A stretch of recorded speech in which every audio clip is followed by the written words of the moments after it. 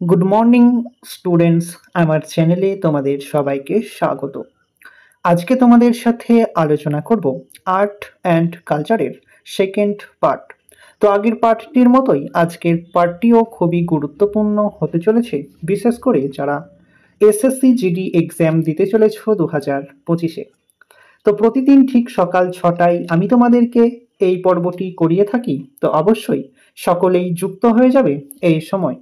সমস্ত upcoming SSC পরীক্ষার জন্যই এই পর্বটি উপকৃত হবে, যেমন SSC MTS, SSC CGL, SSC CPO, এসএসসির সমস্ত পরীক্ষাগুলিতেই। তো চলো আজকের পর্বটি শুরু করা যাক। তোমাদের প্রথম প্রশ্ন হলো, চেরাভা কোন রাজ্যের একটি প্রাচীন ঐতিহ্যবাহী নৃত্য? 5টি স্টার দিয়ে রেখো। এসএসসি জিডি 2021-এ প্রশ্নটি এসেছিল, চেরাভা কোন রাজ্যের একটি প্রাচীন ঐতিহ্যবাহী নৃত্য? সঠিক উত্তর অপশন ডি, মিজোরাম। নিম্নলিখিত কোনটি জম্মু ও কাশ্মীর কেন্দ্রশাসিত অঞ্চলের লোকনৃত্য নয়? 5টি স্টার দিয়ে রেখো। নিম্নলিখিত কোনটি জম্মু ও কাশ্মীর কেন্দ্রশাসিত অঞ্চলের লোকনৃত্য নয়? সঠিক উত্তর অপশন বি, ডাগলিং। কোন রাজ্যে ধন ও সমৃদ্ধির প্রতীক হিসাবে জাওয়াইরা নৃত্যের উদ্ভব হয়েছিল? কোন রাজ্যে ধন ও সমৃদ্ধির প্রতীক হিসাবে জাওয়াইরা নৃত্যের উদ্ভব হয়েছিল? সঠিক উত্তর অপশন সি, মধ্যপ্রদেশে।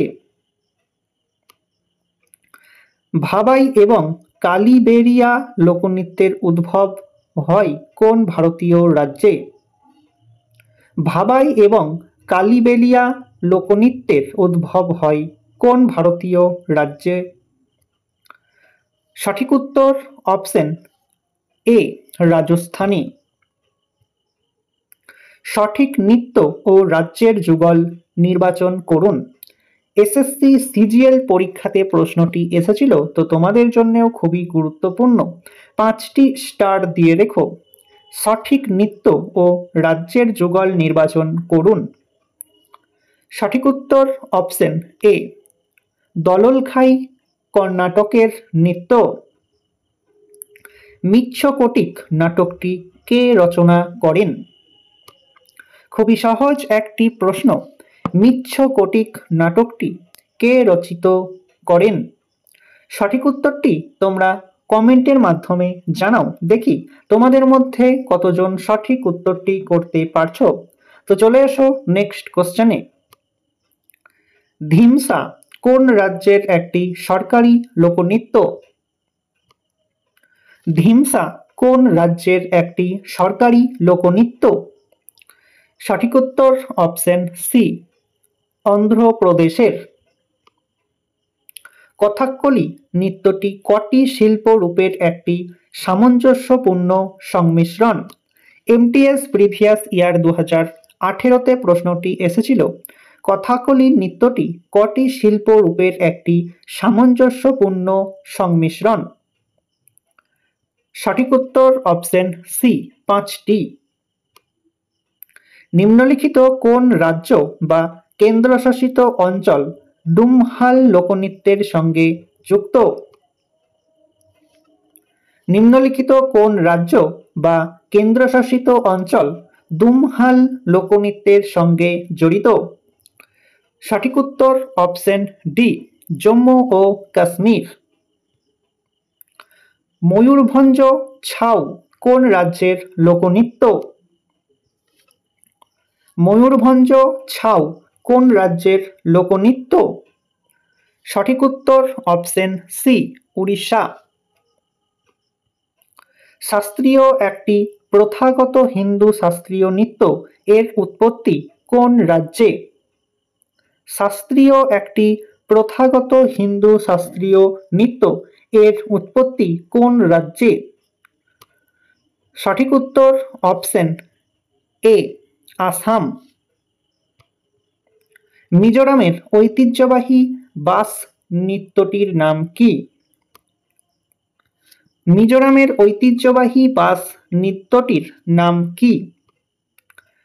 সঠিক উত্তর অপশন বি, চেরাউ নৃত্য। মাটকি নিম্নলিখিত কোন রাজ্যের একটি জনপ্রিয় লোকনৃত্য? মাটকি নিম্নলিখিত কোন রাজ্যের একটি জনপ্রিয় লোকনৃত্য?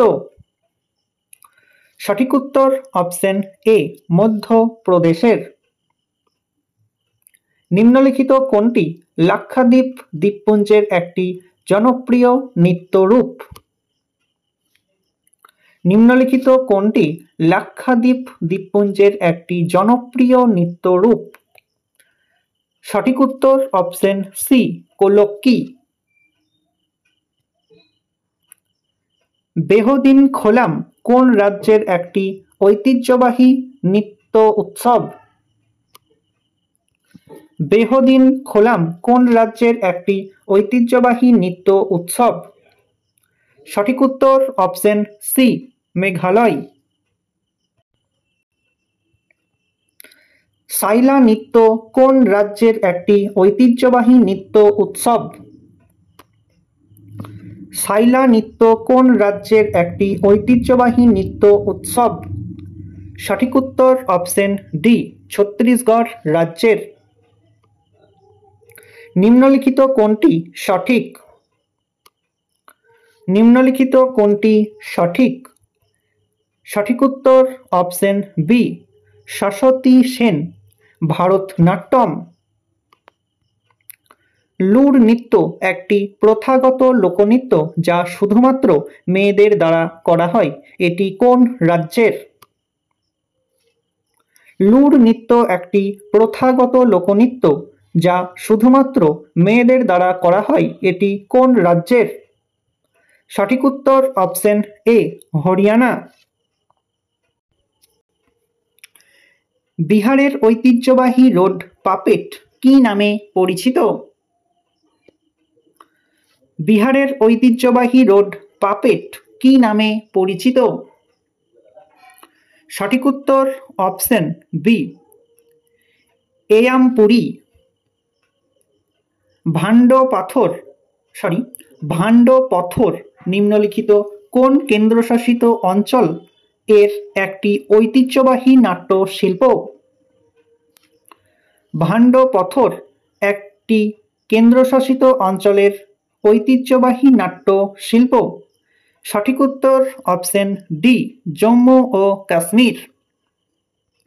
তো স্টুডেন্টস, এই ছিল তোমাদের আজকের ক্লাসটি ভালো লাগলে বন্ধুদের সাথে শেয়ার করো।